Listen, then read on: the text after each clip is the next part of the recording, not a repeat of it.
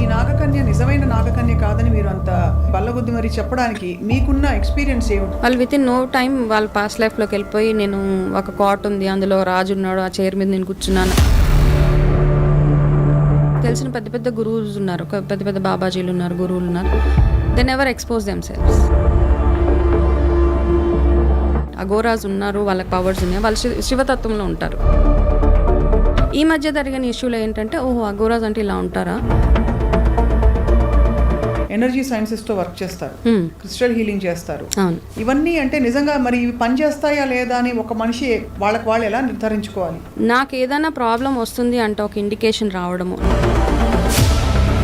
Crystal healing అంటే అసలు ఏం చేస్తారు? You have to meditate. ఆ meditation takes lot of time.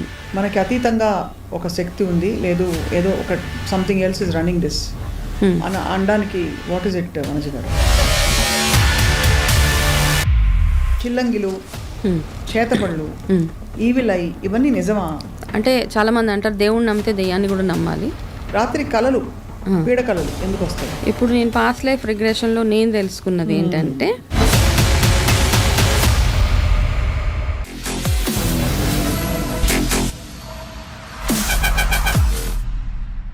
Welcome to this candid conversation exclusively on I dream. సమాజంలో ధర్మం పేరిట కావచ్చు, నమ్మకాల పేరిట చాలామంది వెతుకులాట పెరిగిందని చెప్పాలి. అది చాలా సహేతుకమైన పరిణామం. అంటే సత్యం ఏమిటి అని అన్వేషించే వారి సంఖ్య పెరుగుతున్నప్పటికీ, మరోవైపు ధర్మం పేరిట జరిగే కొన్ని సమాజ విరుద్ధ చేష్టలు కూడా బాగా పెరిగిపోయాయి.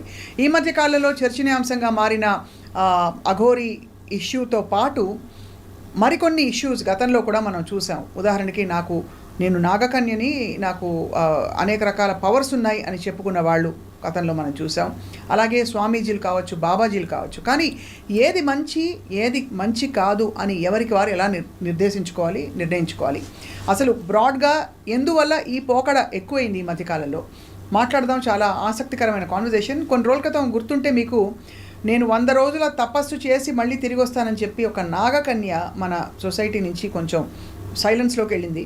ఇప్పుడు ఆ నాగకన్య తిరిగి వచ్చిందా, ఏం జరుగుతోంది మాట్లాడదాం. We have with us spiritual speaker and అలాగే హీలర్, అందరికీ సుపరిచితులు, వనజ రామిశెట్టి గారు. గతంలో క్యాన్సర్తో తన ప్రయాణాన్ని ప్రపంచంతో పంచుకుని, ఆ తర్వాత తన జీవిత లక్ష్యాన్నే అసలు ఈ దిశగా మలుచుకుని అందరికీ మంచి చేయాలనే సంకల్పంతో తన ప్రయాణాన్ని కొనసాగిస్తున్నారు. వనజ గారు, థ్యాంక్ యూ సో మచ్ అండి. నమస్కారం. నమస్తే అండి. సో గతంలో మీరు చూశారు, నాగకన్య అనే ఒక వ్యక్తి అనొచ్చా, శక్తి అనొచ్చా, మీరు ఇలాంటివన్నీ నమ్మకూడదని చెప్పి చాలా బలంగా చెప్పారు. ఏ బేసిస్ మీద మీరు అప్పుడు చెప్పారు, అండ్ ఇప్పుడు ఆ నాగకన్య ఎక్కడున్నారు?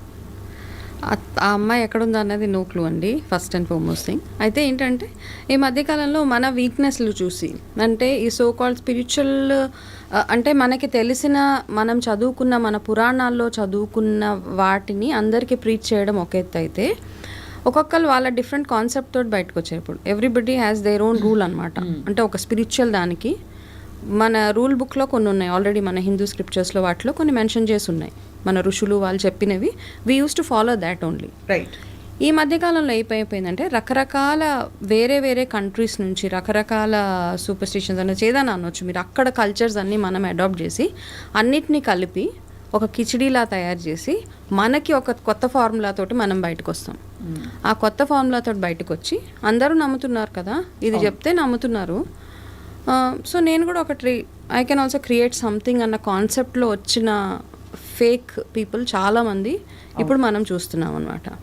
సో అండ్ ఈ మధ్య కాలంలో ఎలా అయిపోయిందంటే, ఒకప్పుడు బాగా భక్తి ఇవన్నీ ఎక్కువగా ఉండేవి, మధ్యలో కొంచెం ఎక్కడో మిస్ అయింది ఆ భక్తి కాన్సెప్ట్ అన్నది. జనాలు దే స్టార్టెడ్ ఇంట్రాస్పెక్టింగ్, ఇది నిజమేనా, ఈ మూఢనమ్మకాలు ఎందుకు, మేము నమ్మము అన్న ఒక ఫేజ్ నుంచి మళ్ళీ ఎలా వచ్చిందో, మళ్ళీ ఆ నమ్మకాలన్నీ కాస్త మూఢనమ్మకాలు అని మనం ఒకప్పుడు ఏవైతే అనుకున్నామో, ఈ మధ్య కాలంలో చూస్తే టూ మచ్ అయిపోయింది అది. మూఢనమ్మకాలు, there was a discipline behind that మూఢనమ్మకాలు. ఒకప్పుడు మూఢనమ్మకాలలో, ఇప్పుడున్న మూఢనమ్మకాలలో there is no discipline. There is only ఏంటంటే ఏదో సాధించేయాలి అంటే, everything is rotates around money అంతే. ఇప్పుడు మనం చేసే పూజలు కానివ్వండి, చాలామంది చెప్పే రెమెడీస్ కానివ్వండి, you talk anything about money, ఇది చేస్తే డబ్బులు వస్తానగానే టపటప people will start doing it irrespective అనమాట. వాళ్ళకి అవసరం లేదు దాని వెనకాల లాజిక్ ఏంటి, ఎందుకు చేయాలని కూడా ఆలోచించకుండా చేస్తారు. అలాగే ఇప్పుడు మీరు అన్న నాగకన్య విషయంలో కూడా వాళ్ళకి first of all they want to be in limelight. ఆ విషయంలో తను వచ్చారు. So nobody believed in it. మీరు చూస్తే జనాలు ఏదో ఎంటర్టైన్మెంట్గా ఉంది అని అందరూ చూసేశారు, వ్యూవర్స్ కానివ్వండి, మాట్లాడేవాళ్ళు, ఛానల్స్ అంతా చేసిన తర్వాత, but nobody believed. She tried her best to make people believe that she is born for a cause అని. దాని తర్వాత నాగకన్య అంటే ఏంటండి? మనకు చెప్పబడిన లిటరేచర్ ఏముంది? నాగకన్యలు ఉంటాయా అసలు నిజంగా? మనకైతే మనం అంటే పుస్తకాల్లో చదవడం తప్పిస్తే నాగలోకం ఒకటి ఉంటుంది. ఆ నాగలోకంలో నాగులు ఉంటారు అంటారు. వాళ్ళు ఏ ఫామ్లో ఉంటారు అన్నది నిజంగా మనం ఎవరైనా చూడలేదు. We either read it in books, పురాణాల్లో చదివాము.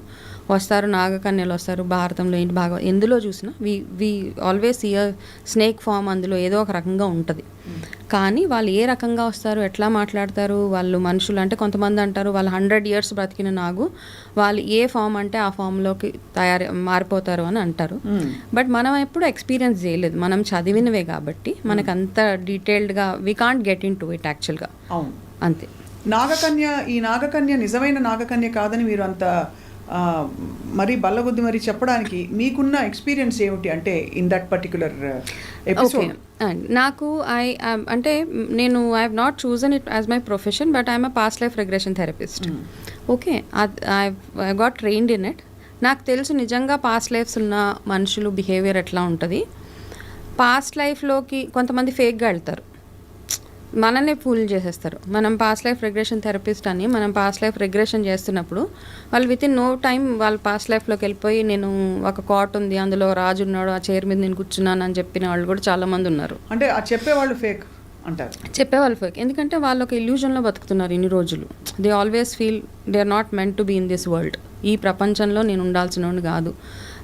ఇంట్లో వాళ్ళు చెప్తుంటారు అబ్బా నువ్వు పూర్వజన్మలో రాజు అయి ఉంటావు. సైకలాజికల్గా అది అలా ఫిక్స్ చేసేసి వాళ్ళకి అలా అనిపిస్తూ ఉంటుంది నేను ఈ లైఫ్లో నేను ఈ లైఫ్ నాది కాదు. కొంతమంది అలాంటి వాళ్ళు ఉంటారు, ఎక్కువ మూవీస్ చూసో స్టోరీస్ చదివేసో వాళ్ళు అలా ఊహించుకుంటూ ఉంటారు.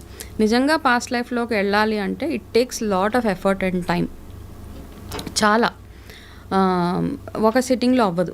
ఒకవేళ నిజంగా రిగ్రెషన్స్ చేయాలి అనుకున్న వాళ్ళకి ఒక్క సిట్టింగ్లో వెళ్ళాలి. ఎందుకంటే అవతల వాళ్ళు కూడా అంతే క్లీన్గా అంతే మెడిటేషన్ అవన్నీ చేస్తూ వాళ్ళని మనం ఆ పాస్ట్ లైఫ్లోకి తీసుకెళ్ళగలగాలి. ఇట్స్ అ హ్యూజ్ ప్రాసెస్ అనమాట. ఒక సిట్టింగ్లో ఇలా నిద్రపోగానే అదేదో సినిమాలో చూపించినట్టు ఇలా ఒక చిటికేయగానే పాస్ట్ లైఫ్ చూపించేసి ఒక cinema 70mm it doesn't work like that.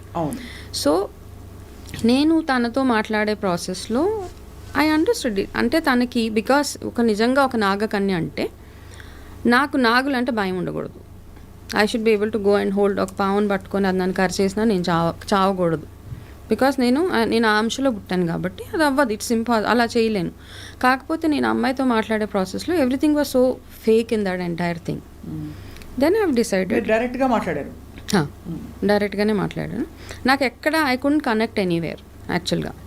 అది ఇప్పుడు వస్తున్న ఒక ఆర్గ్యుమెంట్ ఏంటంటే వెదర్ ఇట్స్ మనకి ఎప్పుడైనా అఘోరాల గురించి మాట్లాడినా వివిధ వ్యక్తులు వాళ్ళ శక్తులు ఉన్నాయని చెప్పుకునే వాళ్ళ గురించి మాట్లాడినప్పుడు మనకేం అనుభవం ఉందని చెప్పి వాళ్ళ మీద కామెంట్ చేస్తున్నాం యూట్యూబ్లో, అది ధర్మ విరుద్ధం కాదా అని కొంతమంది ప్రశ్నిస్తున్నారు. సో ఆబ్వియస్లీ మీరు హీలర్గా ఉన్నారు కాబట్టి సహేతుకమైన ఒక సమాధానం ఏంటి దీనికి? అంటే ఇప్పుడు ఫస్ట్ ఆఫ్ ఆల్ ఏంటి ఎనీబడి ఇప్పుడు ఇట్లాంటి మనకు తెలిసిన పెద్ద పెద్ద గురువులు ఉన్నారు, పెద్ద పెద్ద బాబాజీలు ఉన్నారు, గురువులు ఉన్నారు. Then ever expose themselves. వాళ్ళు ఒక కాజ్ కోసం వర్క్ చేస్తారు అంతే. మనకు తెలవకుండా ఒక చిన్న మంచి ప్రపంచానికి మంచి చేయాలని వాళ్ళ గైడెన్స్ ఇస్తూ ఉంటారు త్రూ సంబడి. కానీ ఇప్పుడు ఏమైపోయిందంటే ఇప్పుడు with all respect to everybody, అఘోరాలు అంటే వి స్టిల్ బిలీవ్. ఎందుకంటే ఇప్పుడు ఐ గో టు చాలా శివక్షేత్రాలకు వెళ్తున్నప్పుడు సడన్గా దే అపియర్. వాళ్ళు ఎట్లా వస్తారో మనకు తెలియదు. నైదర్ వాళ్ళని బస్లో చూడము, ట్రైన్లో చూడము, ఫ్లైట్స్లో చూడము, ఎక్కడ చూడము. సడన్గా కుంభమేళ వచ్చేటప్పటికి you will see hundreds and thousands of Aghoras there. అంటే వాళ్ళు ఎక్కడ ఉంటున్నారు, ఎట్లా వస్తున్నారు, వాళ్ళకి పవర్స్ ఉన్నాయి, no doubt in it. Aghoras ఉన్నారు, వాళ్ళకి పవర్స్ ఉన్నాయి, వాళ్ళు శివతత్వంలో ఉంటారు. అయితే ఈ మధ్య కాలంలో అయిన ఏదైతే ఉందో దాని మీద చాలా కాంట్రవర్సీస్ అయినాయి.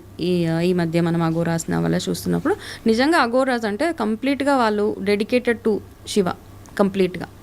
సో వాళ్ళని వాళ్ళు ఎక్స్పోజ్ చేసుకుంటే ఇక్కడ ఏమైపోయిందంటే మమ్మల్ని ఎవరైనా బిలీవ్ చేస్తున్నారా చేయట్లేదా అన్న కాన్సెప్ట్లోకి ఇప్పుడు వెళ్ళిపోతున్నారు అందరూ. సో మీరు చేయాల్సింది మీరు చేసుకుంటూ వెళ్ళిపోవడమే, అంటే ఎవరికి ప్రూవ్ చేసుకోక్కర్లేదు. ఒకవేళ నిజంగా మీ పవర్స్ ఉన్నాయి అగోరీస్ అయితే just go do your work, what ever మీరు చేసేది ఏదైతే ఉందో ప్రపంచానికి వాళ్ళు ఏం చేస్తున్నారు, ఏం తింటున్నారు, ఏం చేస్తున్నారు, ఎట్లా ఉంటున్నారు అని చెప్పి మనందరిలో ఒక భయాన్ని, అచ్చా అగోరాస్ అంటే ఇట్లా ఉంటారా అని మనకి యాక్చువల్గా ఉండే ఒక పాజిటివ్, అగోరాస్ అంటే అందరికీ ఒక మంచి, అంటే వాళ్ళు ఏదైనా చెప్తే జరిగిపోతుంది, వాళ్ళు ఎక్కువ మాట్లాడరు, వాళ్ళు బ్లెస్సింగ్ ఇస్తే అయిపోతుంది అని ఒక థాట్లో అందరం ఉంటాము. ఈ మధ్య జరిగిన ఇష్యూలో ఏంటంటే ఓహో అగోరాస్ అంటే ఇలా ఉంటారా, okay they are also very normal అన్న ఒక థాట్లో వచ్చేసాం మనం అందరం. అంటే ఆర్డినరీ భావోద్వేగాలకి లోనయ్యే అంతే వ్యక్తులుగా కనిపించడం ఒకటి. అంతే కదా, ఒక స్టెబిలిటీ లేకుండా వాళ్ళు దేనికి చెల్లించరు. అగోరాస్ అంటే దేనికి వాళ్ళ పని వాళ్ళు చేసుకుంటూ వెళ్ళిపోతారు. వాళ్ళు అసలు ఏం చేస్తున్నారు, ఏం తింటున్నారు, ఎలా ఉంటారు, నోబడీ నోస్. వాళ్ళు తినకుండా కూడా మంత్స్ టుగెదర్ ఉండిపోగలుగుతారు. ఇక్కడ ఒక చాలా ఇంపార్టెంట్ కీలకమైన విషయం ఏంటంటే మీరు ఎనర్జీ సైన్సెస్తో వర్క్ చేస్తారు, క్రిస్టల్ హీలింగ్ చేస్తారు. అవును, ఇవన్నీ అంటే నిజంగా మరి ఇవి పనిచేస్తాయా లేదా అని ఒక మనిషి వాళ్ళకి వాళ్ళు ఎలా నిర్ధారించుకోవాలి? Because everything is based on faith. Yes, అంతే కదా. నేను మీ దగ్గరకు వచ్చి సపోజ్ నాకు హెల్ప్ చేయండి వనజ గారు అని అడిగితే నాకు ముందు నమ్మకం కలగాలి. మరి ఎవరికి వారు ఈ ఇప్పుడున్న పరిస్థితుల్లో ఎలా నిర్ధారించుకుంటారు? What is the proof of that ఒక ఎనర్జీ సైన్స్ వర్క్ అవుతుందని మనకి? One, there is a fake thing which is always there. Okay, ఎట్లా అంటే ఒకసారి నేను అంటే ఇంకా I was not into this profession, very young ఏజ్లో ఉన్నప్పుడు ఒకళ్ళ దగ్గరికి వెళ్ళాము, ఒక జ్యోతిషుల దగ్గరికి. మేము వెళ్ళి కూర్చోగానే దే కమ్స్ అ ఫ్యామిలీ. అయ్యా మీరు చేశారు, మేము అనుకున్నవన్నీ జరిగిపోయాయి, అది ఇది అంటే నేను it was like a stage drama లాగా అయిపోయింది అక్కడ మొత్తం. నేను ఒక ముగ్గురు వచ్చారు, మొత్తం ఫ్యామిలీ వచ్చేసి ఆయన కాళ్ళ మీద పడిపోయి మీరు చేశారు, మాకంతా బాగా అయిపోయింది అంటే they are trying to make us believe అనమాట, మేము వెళ్ళిన పని అవ్వాలి. అయితే ఇవన్నీ విన్నాక డెఫినెట్గా మాకేంటి మా పేరెంట్స్ అదే మాకు అనిపించింది, ఓకే ఈయన చాలా గ్రేట్ మ్యాన్. నార్మల్గా ఒక అపాయింట్మెంట్ ఇచ్చినప్పుడు మమ్మల్ని తప్పించి మిగతా లోపలికి ఎవరు ఎంటర్ కాకూడదు, they just push the door. వాళ్ళు వచ్చేసి ఆయన కాళ్ళ మీద పడిపోయి మీరు అన్నవన్నీ అయిపోయి సరే. దాని తర్వాత definitely we had to believe whatever they said. దాని తర్వాత మాకు ఒక పెద్ద ప్రొసీజర్, పెద్ద పూజ which costed a lot of money, అవన్నీ చెప్పి మాకు ఆయన ఇచ్చేశారు. ఇచ్చిన తర్వాత అంత పూజ చేయించుకోవాలి. అప్పట్లో 1,00,000 పెట్టాలి అంటే చాలా ఎక్కువ అది యాక్చువల్గా, due to what ever situations, ఒక 20 years బ్యాక్ అట్లా ఉండేది. సో అప్పటి నుంచి ఫైనల్గా ఆ పూజ చేయించుకోలేదు. బికాస్ దాని తర్వాత ఇంటికి వచ్చి ఆలోచించిన తర్వాత అంతా మాకు చాలా ఫేక్ అనిపించింది వచ్చిన వాళ్ళు అదంతా. సో అది అక్కడికి ఫుల్ స్టాప్ పెట్టేసి నా కెరీర్ ఇవన్నీ దాంట్లోకి వెళ్ళిపోయిన తర్వాత స్లోగా if you see, I mean lot of times I'm a baba devotee. Okay, ఆ బాబా డివోటీ ప్రాసెస్లో మనకి ఎట్లా అంటే మిరాకిల్స్ అన్నవి డైరెక్ట్గా బాబా వచ్చి కనపడి మనకేమి ఇలా ఐఎమ్ డూయింగ్ దిస్ అని అలా అనగానే అక్కడ ఏదో ఒకటి మెరుపులాగా వచ్చేసి అలా ఏం అవ్వలేదు. బట్ మెనీ టైమ్స్ నాకు ఏదైనా ప్రాబ్లం వస్తుంది అంటే ఒక ఇండికేషన్ రావడము, నాకు నిజంగా ప్రాబ్లం వచ్చేసిన తర్వాత అందులో నుంచి నేను చాలా ఈజీగా బయటకు వచ్చేయడము, ఇట్లాంటివన్నీ జరిగినప్పుడు definitely I will have a strong belief. ఆ బాబా మీద నాకు చాలా నమ్మకం. 5th class చదువుతున్నప్పటి నుంచి నాకు చాలా నమ్మకం, అలా స్ట్రాంగ్ అంతే ఆ బిలీఫ్ అలా ఉండిపోయిందంటే నాకు ఏ ప్రాబ్లం వచ్చినా నేను అందులో నుంచి నేను బయటకు వచ్చేయచ్చు. అయితే వెన్ ఐ హ్యాడ్ క్యాన్సర్, అప్పుడు అందరూ అనొచ్చు నీకు బాబా ఉన్నాడు కదా, then why you had cancer, you need not have to suffer అన్న ఒక ఆర్గ్యుమెంట్ వచ్చేస్తుంది. కాకపోతే ఎవరైతే స్పిరిచువల్ లైన్లో వెళ్ళాలి అనుకుంటున్నారో వాళ్ళు కర్మ సిద్ధాంతాన్ని కూడా నేర్చుకోవాలి, దాన్ని బిలీవ్ చేయాల్సిందే. అంటే భగవంతుడిని మనం ఎంత పూజ చేస్తున్నామంటే ఆ పూజ వల్ల మనకి ఏ కష్టాలు రాకుండా ఉండవని కాదు. కష్టాలు రావాల్సిన వస్తాయి because based on our past karmas, current లైఫ్లో చేసిన వాట్ ఎవర్ పాపాలు పుణ్యాలు whatever you call it as. But అవి చేసినందుకు గాను మనకు వచ్చే ప్రాబ్లమ్స్ నుంచి మనకి సొల్యూషన్స్ ఇచ్చుకుంటూ వెళ్ళిపోతాడు భగవంతుడు. ఇదొక కాన్సెప్ట్ విచ్ ఐ బిలీవ్. అంతే, ఆయన సొల్యూషన్ ఇస్తాడు. ప్రాబ్లమ్ని ఖచ్చితంగా ఫేస్ చేయాల్సిందే, ఎవరైనా ఫేస్ చేయాల్సిందే. కాకపోతే వస్తాడు అనమాట, నీకు ఈ ప్రాబ్లము ఎందుకంటే పలానా కర్మకి నువ్వు ఇది గో త్రూ అవ్వాలి, పలానా వాళ్ళని పలానా టైంలో నువ్వు ఏదో చేసావు కాబట్టి ఇది నువ్వు గో త్రూ అవుతున్నావు. అది అయిపోయిన తర్వాత దాని తర్వాత when you get in to ఇప్పుడు భగవంతుని ప్రసన్నం చేసుకోవాలి, ఆయన మన యందు ఉండాలి అంటే మనం ఏమంటాం హరిషడ్ వర్గాలు ఇవన్నీ ఏవైతే ఉంటాయి అందరికీ ఉంటాయి. It's very impossible for people to అవన్నిటిని త్యజించేసి నేను చాలా ప్యూర్ క్లీన్ అంటే అవ్వదండి. ఎక్కడో ఒక దగ్గర ఏదో ఒక పాయింట్లో నాకు కుళ్ళు వస్తుంది, నాకు ఒకరిని చూస్తే జెలసీ, ఇవన్నీ ఫీల్ అవుతాం. కాకపోతే ఆ ఎమోషన్ని మనం ఓవర్కమ్ అవ్వడమే, దాన్ని ప్రాసెస్ చేసేసుకుంటూ ఉండాలి. అది సో హీలింగ్ ప్రాసెస్లో I believed in it because after cancer only. After cancer అంతవరకు పూజ చేసేదాన్ని. అంటే రిచువల్స్ ఫాలో అయ్యేదాన్ని బాగా. ఏ రిచువల్ ఉంటే దీపావళి వచ్చింది ఈ ప్రొసీజర్ చేయాలంటే ఇది చేసేసేదాన్ని, ఇవి చేయాలి. క్యాన్సర్ వచ్చిన తర్వాత ఒక టైం ఉంది నా కోసం నాకు. సో ఇది ఎందుకు వచ్చింది, ఎలా వచ్చింది? సో ఎవరో చెప్తారు నీ జాతకంలో ఫలానా గ్రహం బాగాలేదు కాబట్టి నీకు వచ్చింది. ఓకే. సో ఆస్ట్రాలజీ మీద ఇంట్రెస్ట్ కలిగింది. నిజంగానే ఆ గ్రహం బాగోకపోతే నాకు ఈ ప్రాబ్లం వస్తుందా అని ఐ స్టార్టెడ్ డూయింగ్ ఆస్ట్రాలజీ. ఇవన్నీ చదివితే ఓకే కొన్ని కనెక్ట్. ఇప్పుడు ఏ టైంలో నాకు ఒక ఏజ్లో 97లో I had a big crisis. I went back to 1997. అక్కడ చూసా ఓకే ఆ గ్రహం బాగాలేదు కాబట్టి నాకు ఆ టైంలో ఆ ప్రాబ్లం వచ్చింది. సేమ్ థింగ్ ఇన్ 2017 మళ్ళీ నా బాగాలేదు గ్రహాలు. So I had cancer. So ఆటోమేటిక్గా ఏమవుతుందంటే నన్ను ఈ ఆస్ట్రాలజీ వైపు, ఈ హీలింగ్ వైపు డెఫినెట్గా ఇప్పుడు మీరు ఈ జపం చేస్తే మీరు ఇందులో నుంచి బయటపడతారంటే అట్లా జపాలు చేసిన రోజులు ఉన్నాయి. అందులో నుంచి నా ప్రాబ్లమ్ సాల్వ్ అయినవి ఉన్నాయి. So it's a belief system అనమాట. అంటే నేను చేసి ఇంప్లిమెంట్ చేశాను కాబట్టి I started believing. Same thing when it comes to crystals, Reiki healing. Crystal healing చేసినప్పుడు నా మైండ్ కొంచెం కామ్ అవ్వడం స్టార్ట్ అయింది. నాకున్న యాంగ్జైటీస్, నాకున్న ఇష్యూస్ కానీ ఊరికే ఎమోషన్ అయిపోయేదాన్ని, ఇవన్నీ కంట్రోల్లోకి రావడం స్టార్ట్ అయినప్పుడు I started believing in crystal healing. Yes. Crystal healing మీరు చేయించుకున్నప్పుడా నేర్చుకున్నప్పుడా? చేయించుకున్నాక నేర్చుకున్నా. ఓకే సంథింగ్ ఐఎమ్ ఫైన్, నాకు బాగా అనిపించింది. ఐఎమ్ ఫీలింగ్ అంటే ఒక యాంగ్జైటీ, స్ట్రెస్ అందులోంచి బయటకు వచ్చేసి I started feeling calm and quiet. ఇవి పూజలు అన్నీ it's a mix of everything. జపాలు చేయడం కానీ, పూజలు చేయడం కానీ, కామ్గా ఉండడం కానీ, ఎమోషన్స్ని ఎట్లా ప్రాసెస్ చేయాలి, ఒక ఫీలింగ్ వస్తే దాన్ని ఎట్లా ప్రాసెస్ చేసి మనం బయటపడాలి అందులో నుంచి, ఇవన్నీ it's a combination of everything అండి. సో ఇవన్నీ చేశాక I started believing in crystal healing, tarot reading, ఇవన్నీ అనమాట. Energy work. ఇవన్నీ చేయాలంటే ఫస్ట్ మనం క్లెన్స్ చేసుకోవాలి. What ever it is. మీరు టారో రీడింగ్ చేసినా, క్రిస్టల్ హీలింగ్ చేసినా, ఇప్పటికి నేను ఎవరికైనా క్రిస్టల్స్ ఇస్తే మై ఎవ్రీడే ప్రేయర్ ఈజ్ నేను పలానా వాళ్ళకి ఆ క్రిస్టల్ ఇచ్చాను, that should work for them.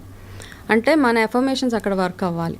వాళ్ళు ఏం చేసినా చేయపని, బికాస్ ఇట్స్ ఎ బిలీఫ్. వాళ్ళు నన్ను నమ్మి ఒకటి ఏదైనా రీడింగ్ చేయించుకున్నా, ఆస్ట్రాలజీ చెప్పించుకున్నా, ఒక టారో రీడింగ్ చేయించుకున్నా, I always have that in my mind. అంటే you are in my prayers అనేస్తాం ఊరికినే.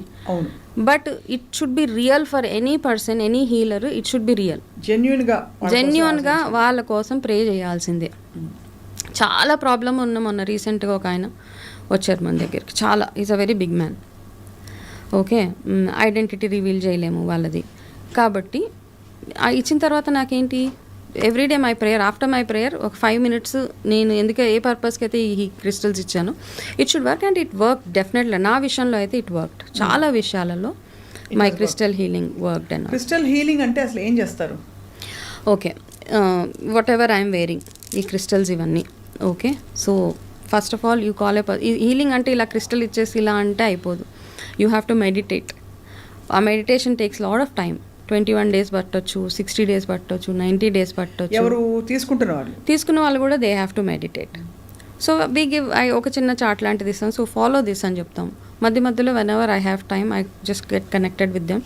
అండ్ ఒక 1/2 hour వరకు మెడిటేషన్ అవన్నీ, because you have to energize this. మనం ఏమైనా రంగురాళ్ళు అంటాము, whatever you call it as, మనం రత్నాలు అవన్నీ పెట్టుకుంటాం. అవన్నీ పెట్టుకుంటే చాలామందికి it's a belief system in India. అంతే. Crystals are not from India, frankly speaking. ఇవన్నీ ఇండియావి కాదు. We adopted it from somewhere. Now it's become popular.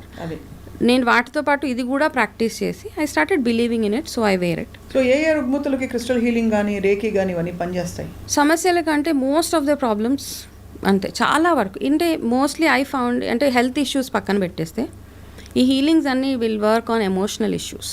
And emotion నుంచే మనకి చాలా హెల్త్ కూడా వైర్ అయి ఉంటుంది. అది emotional issues, anxiety issues, anger issues ఉంటాయి. కొంతమందికి ఇరిటేషన్ ఎక్కువ ఉంటుంది. నేను ఎందుకు చాలా డిసప్పాయింటెడ్ ఫేజ్ ఆఫ్ లైఫ్లో ఉంటారు, నేను ఎందుకు పనికిరాను అని, ఇవన్నీ ఉంటాయి చాలామందికి. సో వాటిలో నుంచి ఈ క్రిస్టల్స్ కానివ్వండి, హీలింగ్ కానీ, healing is nothing but you are trying to counsel them. Basically your showing them a path అనమాట. ఎందుకు ఆ ఫీలింగ్ వచ్చింది అంటే వాళ్ళకి ట్రై చేసి ఆ ఎమోషన్ నుంచి వాళ్ళు స్లోగా వాళ్ళు బయటకు వచ్చేసేలాగా ఒక చిన్న పర్పస్ ఆఫ్ లైఫ్ ఏదో వాళ్ళకి చెప్తే దిల్ స్టార్ట్ ఫీలింగ్ బెటర్. అంటే చేయగానే వెంటనే వెళ్ళిపోయి ఏదో చేసేస్తారని కాదు, ఒక్కసారి మన వంతుగా మనం ప్రయత్నం చేస్తాం, దాని తర్వాత నుంచి they should take it forward, కాస్త ముందుకు తీసుకెళ్ళి వాళ్ళు అవన్నీ చేస్తేనే ఇట్ వర్క్స్ ఫర్ దెమ్. మీకు అయిన డీపెస్ట్ అంటే రీకన్ఫర్మేషన్ మనకి అతీతంగా ఒక శక్తి ఉంది, లేదు ఏదో ఒక something else is running this అని అనడానికి వాట్ ఈస్ ఇట్ వనజ గారు? I think the life which I'm leading right now, ఇంతే. అంటే అంతకంటే అదే మీరు ఊహించని మార్పులు మీకు వచ్చాయంటారు అయితే? డెఫినెట్గా వచ్చాయి. బికాస్ అంటే ఇప్పుడు అక్కడికి ఫుల్ స్టాప్ అయిపోలేదు. వాట్ ఎవర్ చాలామందిని చూస్తాను, అంటే ఇప్పుడు చాలామంది ఉన్నారు, సెలబ్రిటీస్ ఉన్నారు, వాళ్ళు ఉన్నారు, cancer. I had many other issues also in my life.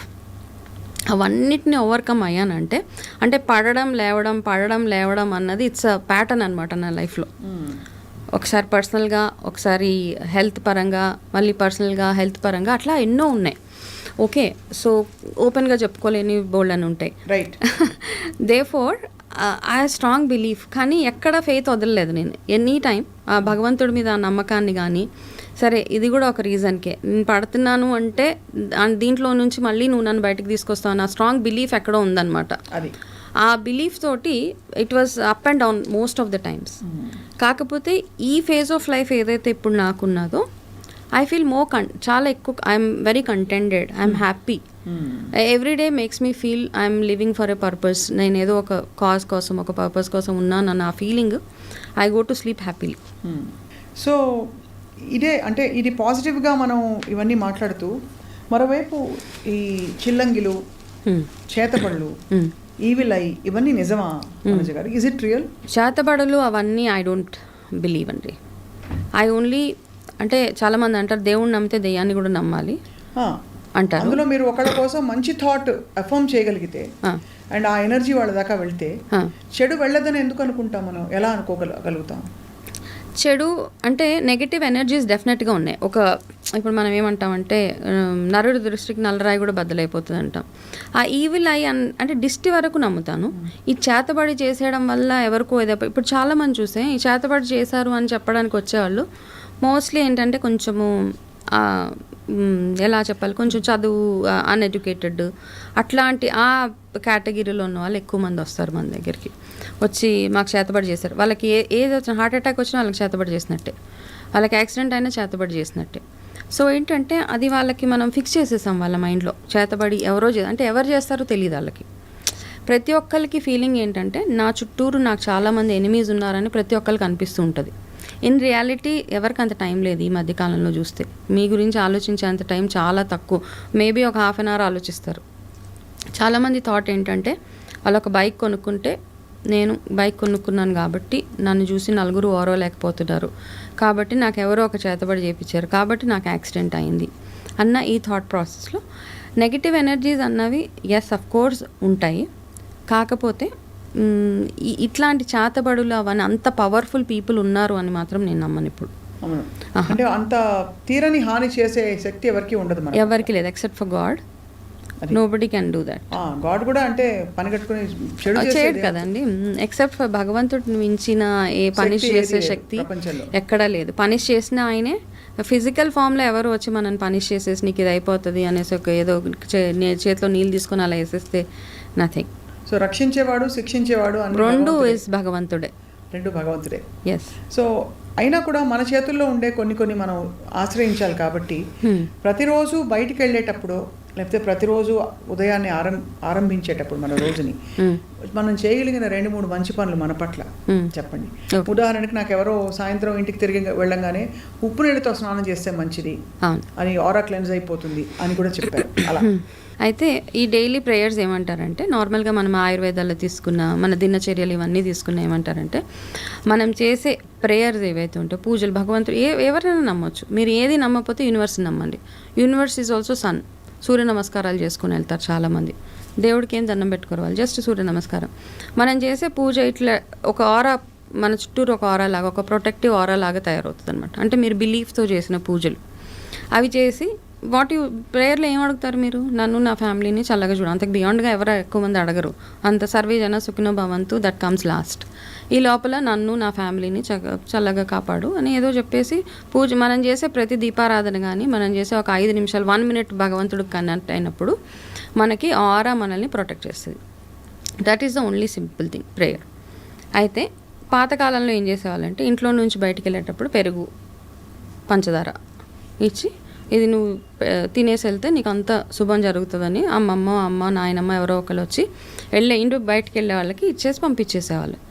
అది తినకుండా వెళ్తే ఏదైనా అయిపోతుంది అంటే ఏం అయ్యేది కాదు. కాకపోతే తిని వెళ్ళిన వాళ్ళు ఎనర్జెటిక్గా వెనక్కి వచ్చేవాళ్ళు ఇంటికి.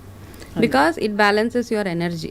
మీ కడుపులో చల్లగా ఉంటుంది, మీ షుగర్ లెవెల్స్ని బ్యాలెన్స్ పెడుతుంది. కాబట్టి మనం ఇంటికి వచ్చేటప్పటికి కొంచెం ఎనర్జెటిక్గా వస్తాం. కాబట్టి ఇట్లాంటివన్నీ చిన్న చిన్నవి ఫాలో అయ్యేవాళ్ళం ఒకప్పుడు మనం. రాత్రి కళలు, పీడకలలు ఎందుకు వస్తాయి? పీడకలలు 2 things అండి. ఇప్పుడు నేను పాస్ట్ లైఫ్ రిగ్రెషన్లో నేను తెలుసుకున్నది ఏంటంటే కొన్ని ఇన్సిడెంట్స్ మనకేదో గుర్తు చేస్తూ ఉంటాయి. మనకి పాస్ట్ లైఫ్స్ ఎక్కడో ఏదో కనెక్ట్ ఉంటుంది అనమాట మనకు తెలియకుండా.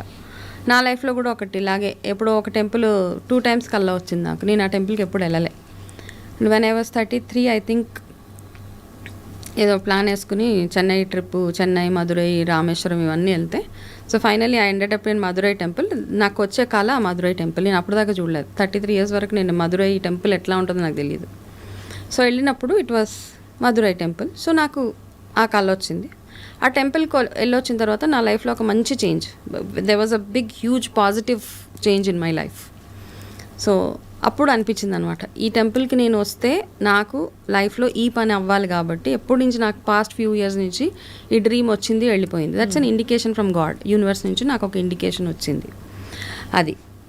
సో పీడకలల విషయానికి వచ్చేటప్పటికి some times it will indicate something అండి.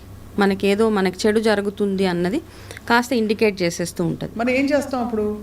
పీడకలలు వచ్చిన తర్వాత అంటే ఇప్పుడు కొన్ని పాత కళలు చెడ్డ కళలు అయితే చెప్పేయాలి, మంచి కళలు అయితే చెప్పకూడదు అంటారు. చెడ్డ కళలు చెప్పేస్తే దాని ఇంపాక్ట్ తగ్గుతుంది అంటారు.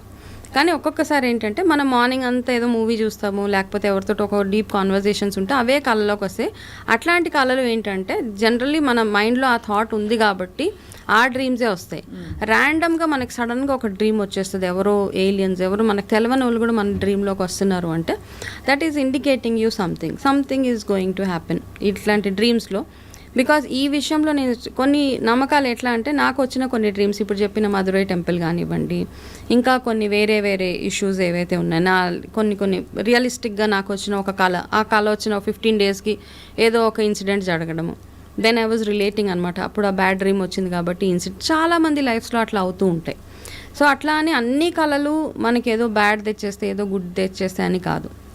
కొన్ని మన సైకలాజికల్, మన మైండ్ ఎలా ఉందో, మనం నిద్రపోయేటప్పుడు ఏ స్టేట్ ఆఫ్ మైండ్లో ఉన్నామో దాన్ని బేస్ చేసుకుని మనకి కళలు వచ్చేస్తూ ఉంటాయి. సో ఓవరాల్గా అయితే మరి అంటే ఇవి చాలా టెక్నిక్స్, అనేక మనకి మార్గాలు ఇవ్వబడ్డాయి, ఆప్షన్స్ ఎవరికి నచ్చింది వాళ్ళు ఎంచుకునే విధంగా.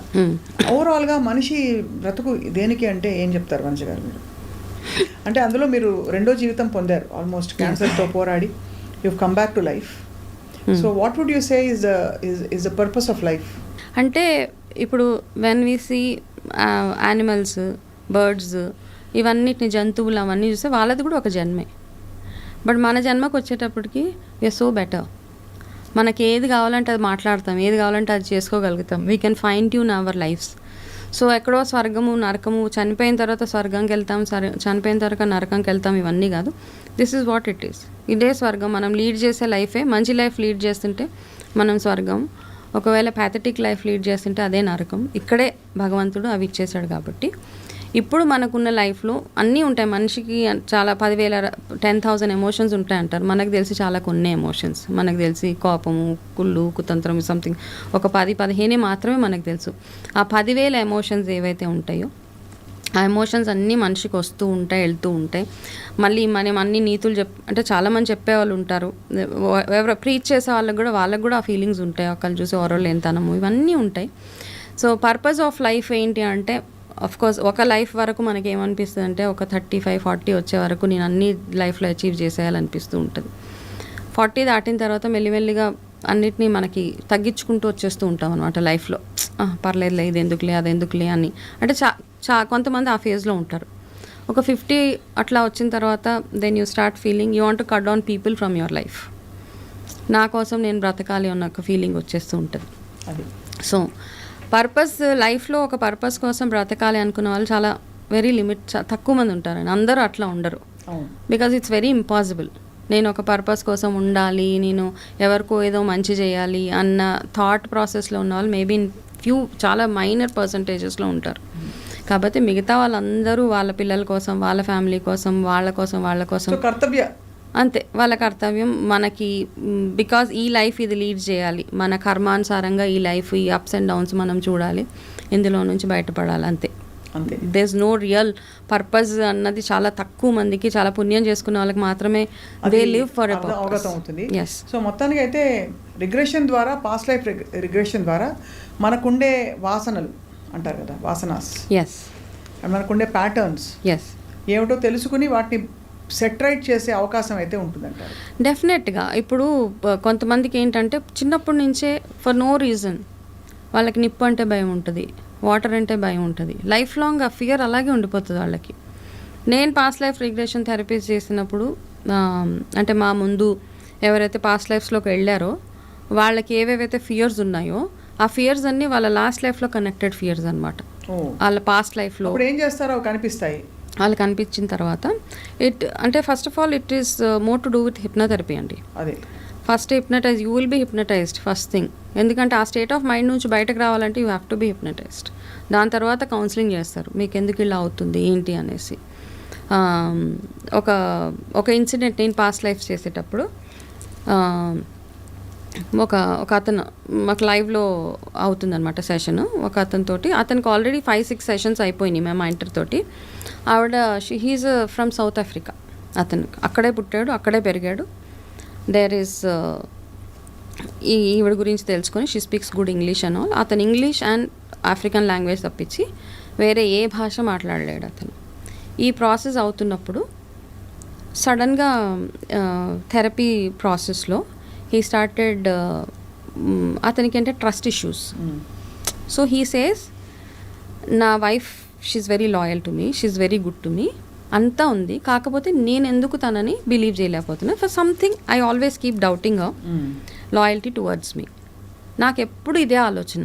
But she's a sweet lady, all sudden and she's very good, నాకు తెలుసు. బట్ కానీ ఎక్కడో ఆ ట్రిగ్గర్ అవుతూ ఉంది నాకు అని. ఈ పాస్ట్ లైఫ్ అవుతున్న ప్రాసెస్లో అతన్ని పాస్ట్ లైఫ్ ప్రాసెస్లోకి తీసుకెళ్ళిన తర్వాత suddenly he started talking in Hindi.